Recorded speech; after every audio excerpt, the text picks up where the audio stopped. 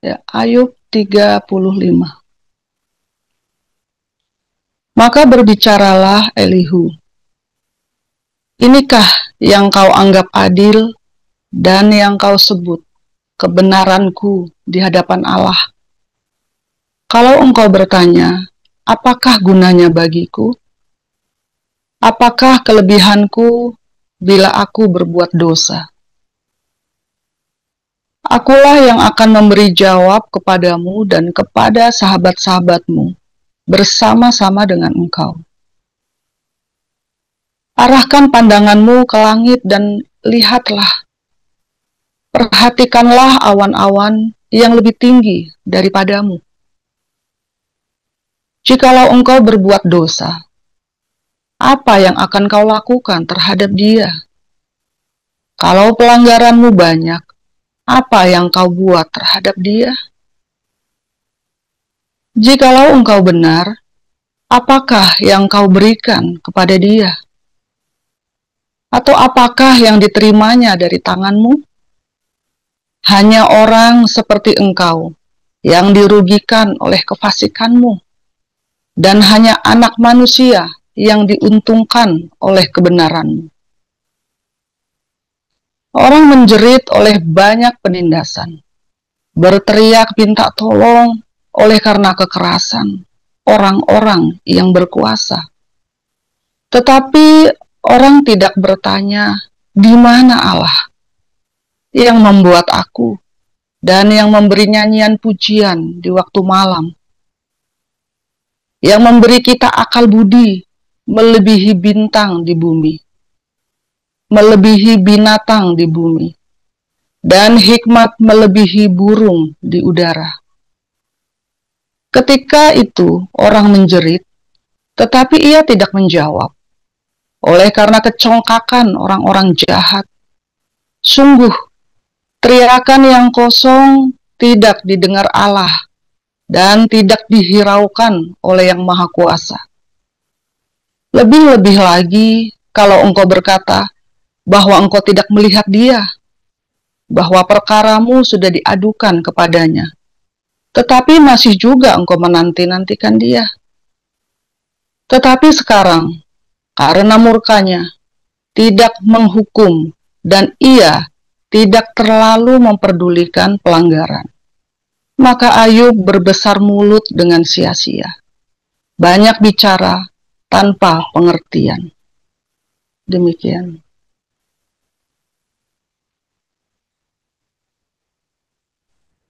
Baik, saya lanjutkan dari 2 Petrus 2.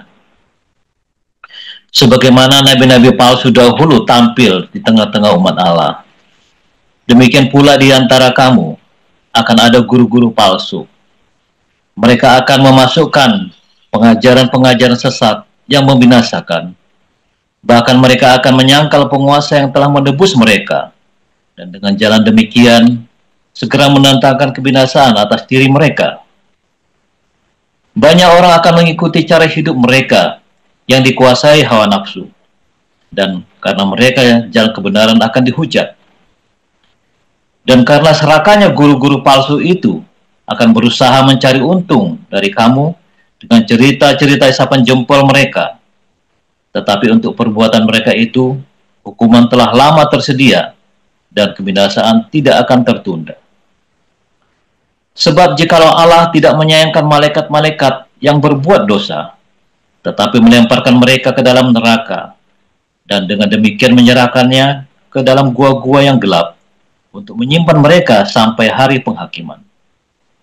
Dan jikalau Allah tidak menyayangkan dunia purba, tetapi hanya menyelamatkan Nuh, pemberita kebenaran itu, dengan 7 orang lain, jika ia mendatangkan air bah atas dunia orang-orang yang fasik.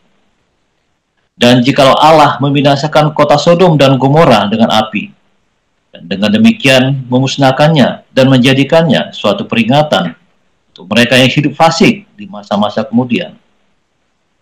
Tetapi ia menyelamatkan Lot, orang yang benar, yang terus-menerus menderita oleh cara hidup orang-orang yang tak mengenal hukum, dan yang hanya mengikuti hawa nafsu mereka saja.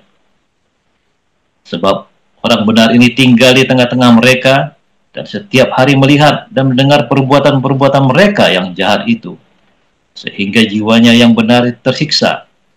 Maka nyata bahwa Tuhan tahu menyelamatkan orang-orang saleh dari pencobaan dan tahu menyimpan orang-orang jahat untuk disiksa pada hari penghakiman.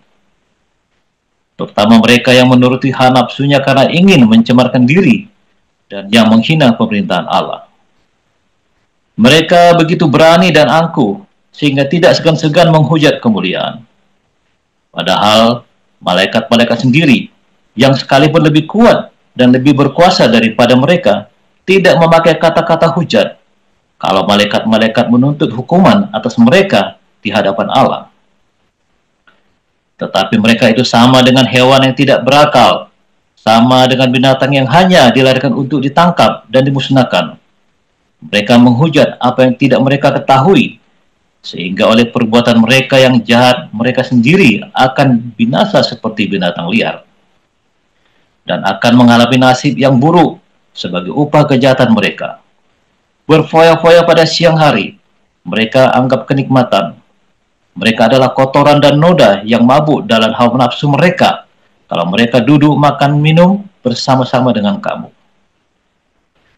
Maka mata mereka penuh nafsu zina, dan mereka tidak pernah jemu berbuat dosa. Mereka memikat orang-orang yang lemah. Hati mereka telah terlatih dalam keserakahan. Mereka adalah orang-orang yang terkutuk. Oleh karena mereka telah meninggalkan jalan yang benar, maka tersesatlah mereka, lalu mengikuti jalan Bileam, anak Beor, yang suka menerima upah untuk perbuatan-perbuatan yang jahat.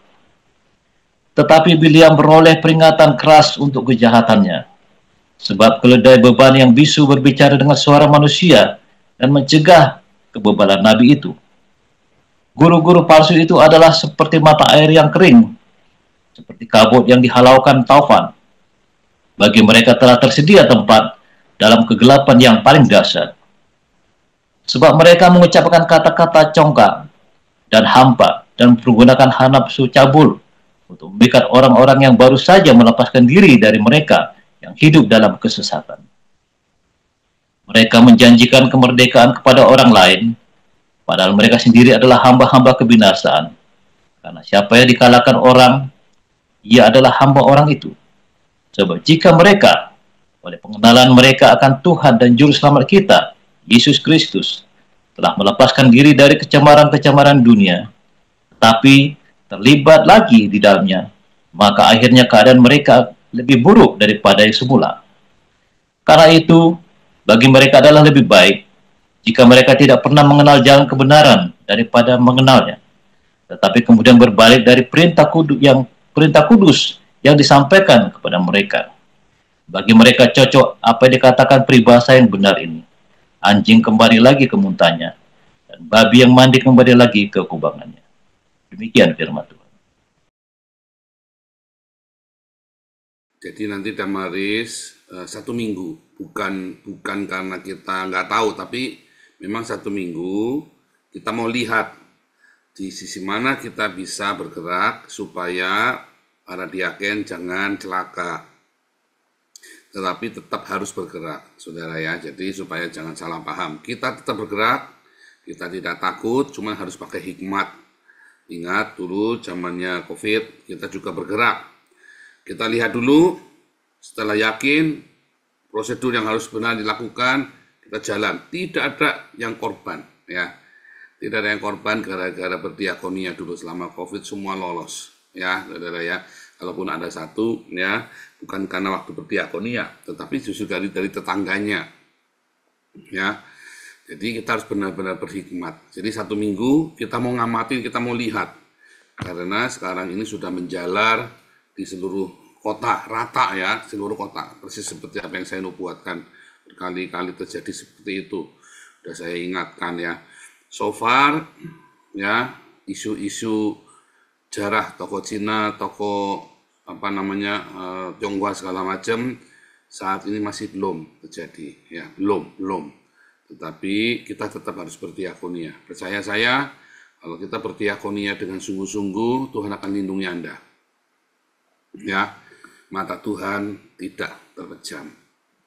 Tapi balik lagi, saudara ya, hari ini kalau kita belajar, di masa-masa yang sulit di padang gurun itu, seringkali orang ateis itu malah justru lebih tahu diri dibanding dengan orang-orang yang percaya Tuhan. Itu tetangga saya ateis, Pak, tapi ngutukin Tuhan. Lah, kalau dia ateis ngutukin Tuhan, berarti dia bukan ateis, saudara. Dia berarti percaya Tuhan. Ya. Loh, ya, dia ngutukin Tuhan, berarti kan dia percaya, gimana sih? Iya kan? Kalau dia ateis, apa yang mau dikutukin? Tuhannya tidak ada, mau salahin siapa? Ya kan? Nah, saudara. Orang-orang ateis itu lebih tahu diri. Karena dia tidak akan salahkan Tuhan. Mungkin dia akan salahkan anaknya, salahkan istrinya, salahkan siapanya.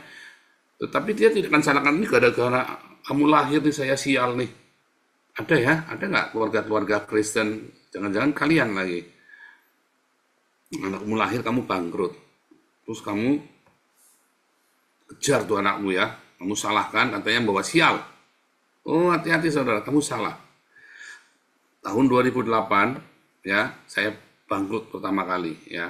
Bangkrut yang kedua saudara. Bukan bangkrut yang pertama. 2008 Miracle lahir, saudara ya. Itu bangkrut yang kedua, ya. Benar-benar itu saya habis-habisan, saya baru, ya pokoknya habis-habisan lagi itu ya, saudara ya. Terus, saya waktu itu belum pinter, saudara ya, belum lihai, belum jahat juga. Saudara, apa yang terjadi, saudara? Saya ngerti. Saya langsung berkati anak saya, saudara. Si Miracle ini, makanya namanya Miracle ya. Saya tidak mau anak saya menjadi korban kegoblokannya saya, kebangkrutannya saya, kesombongannya saya, lalu saya salahkan dia, walaupun itu bertepatan dengan lahirnya dia, saudara. Dan saya kasih nama itu Miracle. Saya bernubuat waktu itu ya, saya belum jahat. Saya tidak memanjakan Miracle, tetapi saya berusaha mengerti ada apa dengan ini. Saya justru waspada, saudara ya. Saya justru waspada. Setiap kali ada sesuatu saya berkati dia, saudara. Saudara tahu, setiap kali saya bawa anak ini kemanapun, kalau saya lagi sulit, saudara, pasti ada jalan keluar. Anak ini pembawa sial atau tidak, itu kamu yang mutusin, saudara. Anak itu lahir, lalu kamu sial, gitu ya. Dia bawa sial. Kemanapun kamu pergi bawa anak ini bawa sial. Tapi ketika anak ini lahir, kami berkata, saya ngomong, satu-satunya kabar baik tahun ini ya. Anak kita lahir Miracle, cantik. Satu-satunya kabar baik. Anaknya pinter, ada bergaul, ya, benar-benar masuk mana-mana dia cepat, ya. Setiap kita dalam kesulitan, kita bawa anak ini, orang luluh, saudara, hatinya. Orang luluh hatinya. Setiap kali saya ketemu siapapun dalam tekanan, saya sengaja bawa ya gendong. Deal nego-nego yang gagal, deal yang sulit. Jadi beres gara-gara saya bawa Miracle ini. Kasihan ya gini. Oh anakmu lucu banget ya, baik banget ya. Miracle ini manis ya. Jadi kalau kamu melihat dia, kamu akan terpikat hatimu, saudara. Jadi anak ini jadi berkat. Dan saya selalu memberkati anak ini. Dan saya tahu ya, saya ada banyak salah, makanya saya berkati anak ini terus ya. Khusus perlindungan malaikat di surga, Jehovah Sebaot. Khusus ya, saudara. Saudara, orang ateis lebih tahu diri di padang gurun. Dalam orang ateis nggak melalui padang gurun. Setiap hari itu padang gurunnya dia, saudara. Orang ateis itu bukan dia melalui padang gurun, terus siap tanda petik, enggak. Setiap hari hidupnya di padang gurun, dia memang hidupnya di padang belantara, Esau. Ya. Orang-orang Efes itu ya seperti Esau, seperti Nimrod. Ya. Mereka memang hidupnya di padang gurun. Beda dengan orang Islam. Ya. Orang Islam, halu saudara. Kalau itu terjadi kepada orang Islam, namanya cobaan. Kalau terjadi kepada Pak Mulia, namanya azab, saudara. Ya kan? Halu bedanya sama kan? Wah, naik motor, Pak Mulia lagi nengok, ya kan? Cuk, masuk got, saudara ya. Padahal cuma masuk gotnya juga cuma 5 cm ya. Jebong, waduh, udah berhenti langsung ya Pak Mulia ya. Lalu orang Islam bilangnya azab, saudara. Lu cuma jeglong saja, tidak ada masalah. Cuma berhenti sebentar, standar, kenapa udah ada apa-apa. Kenapa tadi? Ya tadi saya lihat ada orang, saya kira Pak Paul, saya kaget. Masa Pak Paul ke Indonesia? Ya kan. Jadi jeblok gitu ya, ada jeglokan begitu. Cuma 5 senti. Terus orang Islam bilangnya apa? Azab itu, saudara. Sedangkan kalau kita, kalau misalnya itu orang Islam namanya, oh itu cobaan. Kamu diselimurkan oleh Allah. Orang beragama itu begitu tuh. Orang beragama, halu ya. Kamu mau Kristen juga kadang-kadang begitu ya. Halu begitu kan. Oh itu orang Agustan itu. Oh itu dihukum ya. Tuhan marah sama Agustan gara-gara ngentutin Alkitab. Tuhan ini goblok, saudara. Loh yang dikentutin itu sampulnya, tasnya Alkitab, saudara. Loh iya, tasnya saja dikentutin, Tuhan marah. Ya ampun, Tuhanmu tersinggungan amat. Saya emang nggak mau punya Tuhan begitu. Mendingan saya nggak jadi Kristen, Tuhannya tersinggungan begitu. Ya nggak? Kamu kalau punya ayah, ya, ada anaknya, ada satu anak yang nakal bandel, ya, terus dia keluar dari rumah diusir. Terus anaknya ini saking marahnya sama si ayah ini ya, terus dia kentutin tuh sandalnya ayah atau fotonya ayah lah dikentutin sama dia, saudara. Terus ayahnya datang dibunuh ini anak. Tapi ini ayah edan, saudara. Ayah geblek ini yang begini, ya enggak? Coba kamu pakai akalmu yang benar, saudara. Orang ateis tidak akan begitu, saudara. Orang ateis pun tidak akan begitu. Tetapi orang-orang beragama akan begitu. Ya. Dia tidak bisa membedakan cinta, ya. Karena hatinya apa? Hatinya itu pengen menghukum orang. Orang beragama itu karena hatinya pengen menghukum orang, saudara ya. Kenapa? Karena kamu sendiri kan berusaha tidak melakukan melanggar hukum kan. Kamu berusaha untuk tidak berdosa. Mati-matian sekuat tenaga. Sementara orang kok berdosa enak sekali dia. Enggak. Oh, itu tiap kali ke Alexis tambah kaya tuh si Saroni itu. Ya kan? Oh itu saya tiap hari ke gereja jadi tetangganya. Nah, kan kita marah kan? Ada bokep segala, nonton bokep segala ya kan, si Saroni itu kan, ngeri saudara, dia nonton bokep segala itu, akhirnya seluruh isi rumahnya kan dibongkar, ada dildo, ada bokep, ada macam-macam ya, ngeri kan. Wah itu tambah kaya itu, crazy rich. Jadi sekarang ini Saroni lagi diazab oleh Tuhan, oleh Allah. Enggak saudara? Apakah Saroni sekarang lagi diazab oleh Allah atau pencobaan atau diuji oleh Allah, saudara? Kan keder kamu kan, kalau kamu jadi Islam, Sahroni yang Masya Allah, betapa berat cobaan kali ini ya Allah. Dia nggak ngaca betapa jahatnya dia ya. Ya enggak. Tapi bagi musuhnya Sahroni itu azab. Kan keder saudara kamu, iya kamu bingung, kamu acak-acak otaknya ya kan. Agama itu memang membuat kamu jadi sombong, nggak realistis saudara. Ya, wah, ini lagi dicobain, enggak saudara. Apa yang kamu tabur pasti kamu tuai. Kita tidak tahu nuainya kapan, kita tidak tahu tuainya apa. Itu bukan hukumnya agama Kristen saja, itu hukum universal. Suatu hari kamu pasti akan menuai, suatu hari kamu pasti akan keblosok. Kita nggak tahu kapan keblosoknya. Oh, tapi nggak keblosok-blosok itu Pak, berarti dia masih pinter. Udah gitu saja. Lu aku baru berbuat keblosok, berarti kamu goblok. Aku baru berzina sekali sama tetanggaku, konangan Pak. Lah ya kamu goblok berzina sama tetangga. Wah berzina kamu sana, kamu orang di Alaska sana, saudara nggak bakal ketahuan. Lah, kamu berzina, kamu sama tetanggamu sebelah, kan goblok kamu saudara. yang merkoki ustadz lagi malu-maluin kamu. Udah gitu kamu aktivis gereja pula kan. Aduh, tobat. Ya kan goblok. Kamu kalau berzina kamu ke Alaska sana jadi nggak ketahuan. Ya kan? Berzina kamu di rumah tetanggamu digerebek. Kebetulan Pak RT-nya kamu itu ya sama-sama seneng sama perempuan itu. Kamu kan lo saingan sama Pak RT ya kalah kamu gimana sih? Pak RT kan yang punya RT-nya kamu itu kan, dia pasang mata di mana-mana, CCTV-nya kan ininya ada di rumahnya dia, servernya. Gimana kamu bodoh juga nih. Bukan karena Tuhan azab kamu saudara ya, karena kamu bodoh. Kalau kamu bikin dosa, lalu ketahuan, apakah itu hukuman Tuhan, saudara? Bukan. Ya, kamu biasanya jujur, karena kamu marah, kali-kali tak korupsi. Terus kamu ketahuan, saudara. Apakah Tuhan itu menghukum kamu, saudara?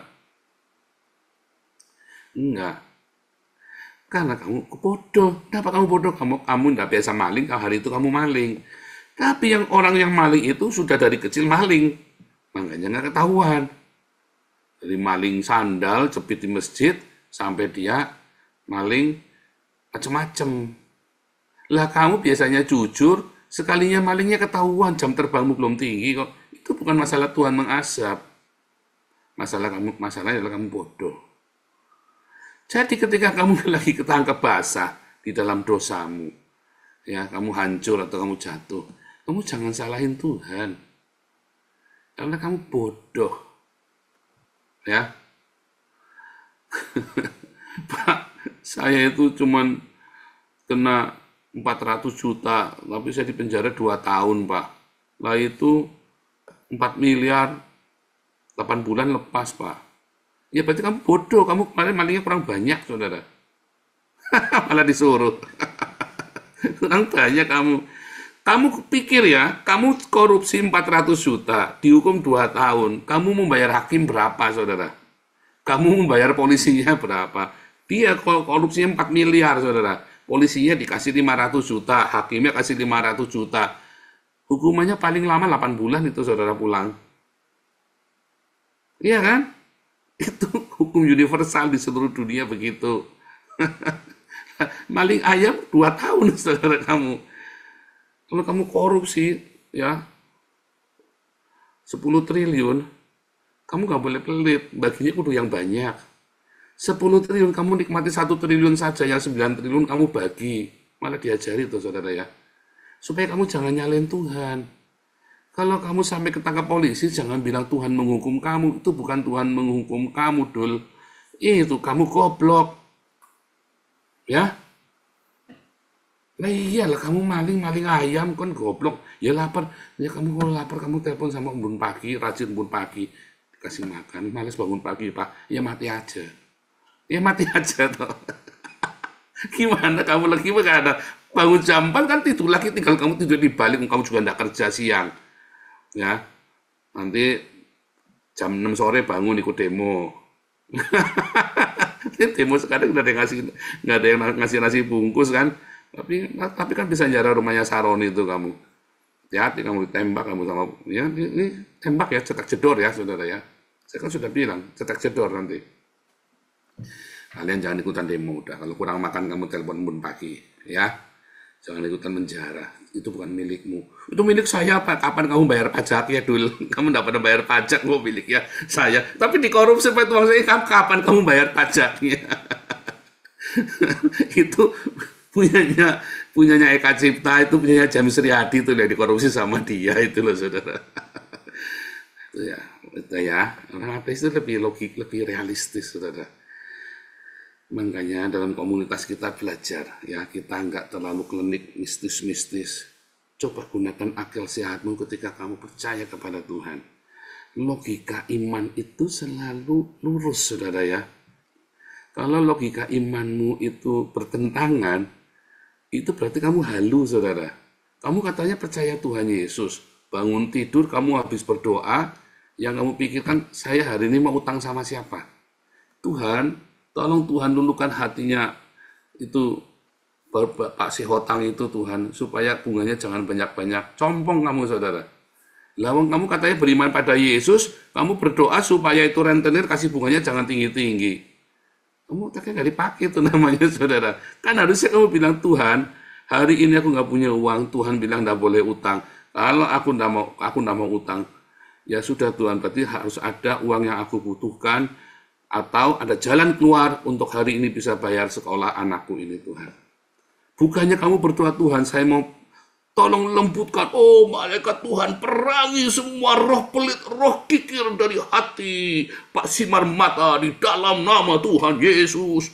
Wah, ditengking, saudara ya, supaya boleh ngutang. Kan combong kamu, saudara. Itu logika imanmu tuh tidak berbanding lurus itu namanya. Ya. Nah, Kamu coba yang saya ngomong. Kalau kamu kepepet, jangan ngutang. Kamu berdoa, Tuhan Yesus, tolong Tuhan. Tuhan Jehovah Jireh, aku nggak mau utang hari ini. Kalau sampai nggak ada uang Tuhan, kehendakmu yang jadi, apapun aku percaya. Des nggak punya duit, saudara. Anakmu nggak bisa bayar sekolah, nggak boleh ikut ujian. Kamu tenang saja, saudara. Kamu tenang saja. Lu nanti nggak lulus, ya kamu tenang saja, nggak apa-apa. Emang kenapa kudu lulus? Ya nanti kasihan anaknya, ya enggak lah. Anak itu belajar terima kenyataan. Anak belajar, kamu doa puasa anak. Anak saya SMA kelas 3 suruh SMA kelas 3, kelas berapa yang dulu ya? Si Wesley itu. Doa puasa loh saudara. SMA kelas 3 ya, dia belajar doa puasa. SMA kelas 3 dia doa puasa buat bisa ke Eropa. Sekarang anak saya itu saya bilang, kamu itu ya cum laude nilainya. Kamu bisa kuliah, bisa cum laude, kamu bisa macam-macam hari ini. Bisa semua itu karena kamu doa puasa. Bukan karena kamu pinter, bukan karena kamu hebat. Itu beneran saudara ya. Anak saya si Wais itu sama saya itu IQ-nya tinggi saya. Tetapi dia lebih beruntung dari saya. Itu yang paling penting saudara. Kamu buat apa IQ tinggi-tinggi? Biasa saja IQ tinggi-tinggi, keminter kasihan istrinya. Ya kan, karena suami-suaminya keminter kasihan istrinya stres.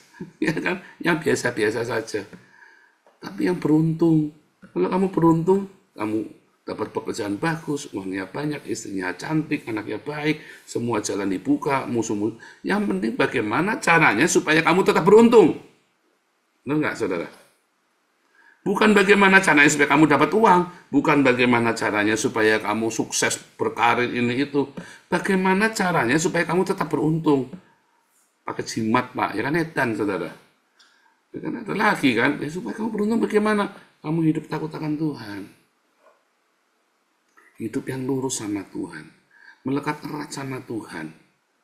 Dalam segala keterbatasanmu, mentok-tok doa puasa. Tuhan, tolong Tuhan, kehendakmu yang jadi. Jangan pernah punya keinginan yang melampaui penyerahan dirimu sama Tuhan.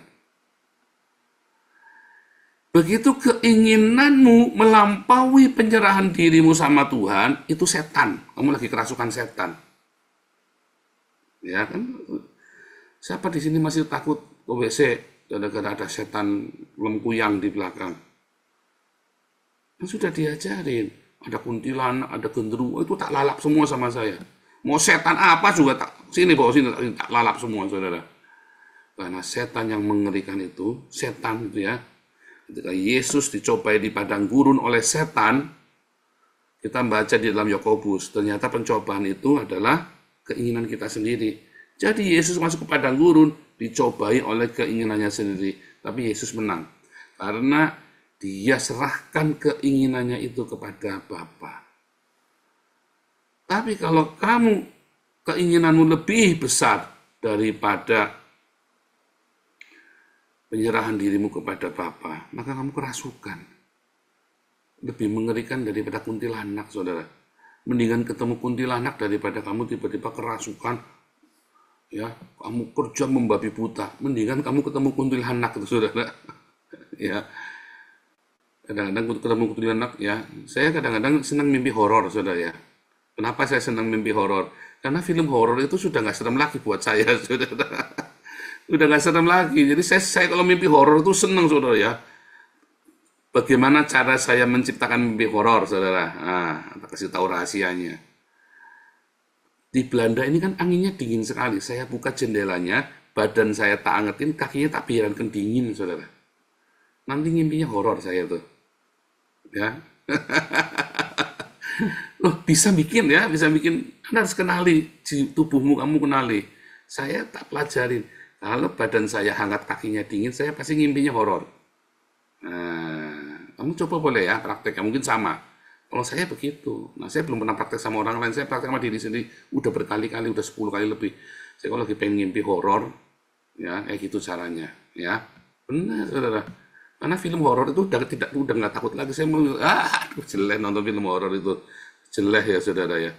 Nonton apa itu Insidious, aduh itu halu saudara. horor yang paling keren itu yang dalam mimpimu itu, mimpi horor itu ya. Karena kan kamu, tapi masalahnya saudara ya, saya sudah tahu cara mengendalikan mimpi horor itu. Begitu saya bangun, saya tidur lagi, tak kejar saudara ya. Bisa ya? Bisa saudara. Loh, kamu harus bisa menguasai itu ya. Harus bisa ya. Dan yang paling mengerikan buat saya adalah keinginan saya. Bukan mimpi horornya itu, tapi keinginan saya sendiri. Saya selalu tanya Tuhan, Tuhan jangan keinginan saya Tuhan. Saya mau buka Den Haag, saya takut saudara. Saya nggak mau, 6 tahun saya nggak mau. Anak ya wisely ngomong, Pak, buka Pak. Ayo Pak, nanti kita nggak ada waktu. Aku cuma bisa punya waktu sampai selesai kuliah. Dan setelah itu aku nggak tahu masuk mau kerja di mana kan. Atau tiba-tiba aku dikirim. Karena dia kerja kan, ini kan kerja, kemarin kan dia kerja full time di, sebelum master ini kan dia kerja di internasional. Jadi bisa dikirim ke Amerika, ke Brasil, kemana, kemarin dikirim ke Ceknya, ke Bulgaria ya saudara. Kalau aku dikirim nggak bisa bantu.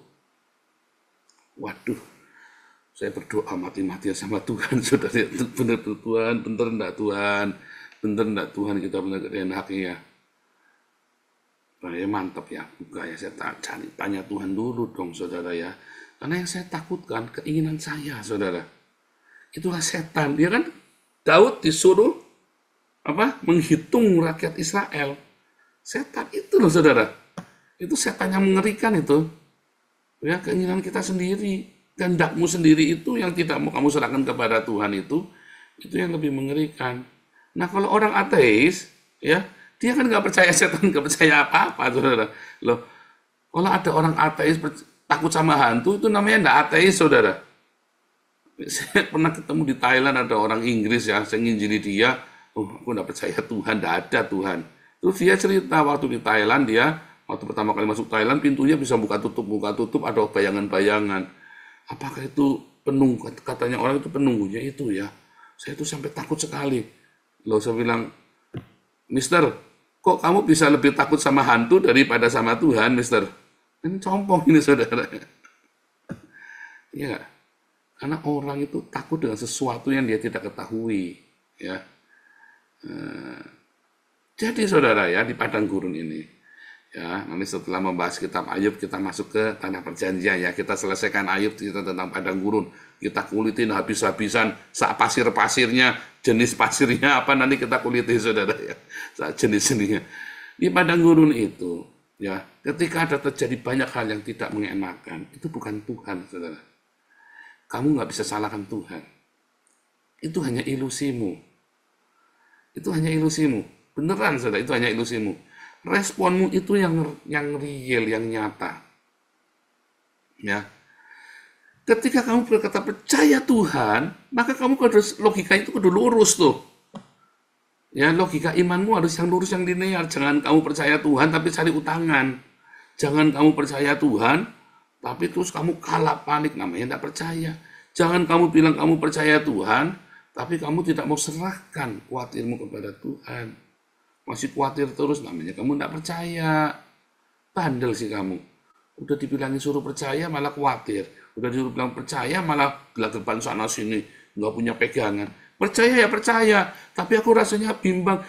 Bukan perasaan, iman itu bukan perasaan, tindakanmu lah. Itulah yang nyata, tindakanmu itulah yang disebut dengan iman.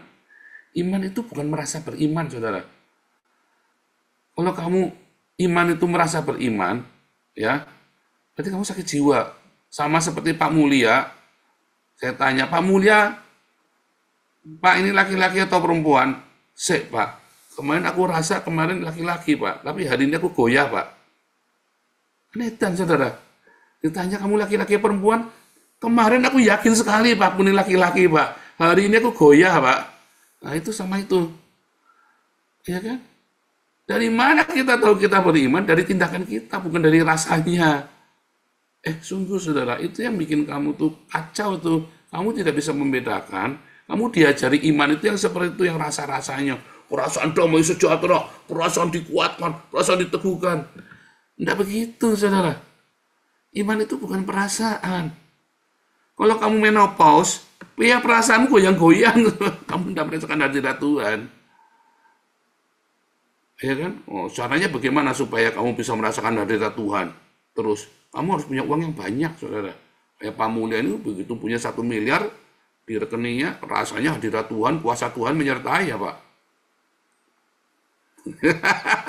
Kalau punya 1 miliar nih, biasanya tabungannya cuma 1 juta, 10 juta, tiba-tiba 1 miliar mengendap di rekening. Wah, luar biasa. Jalan dongak, saudara.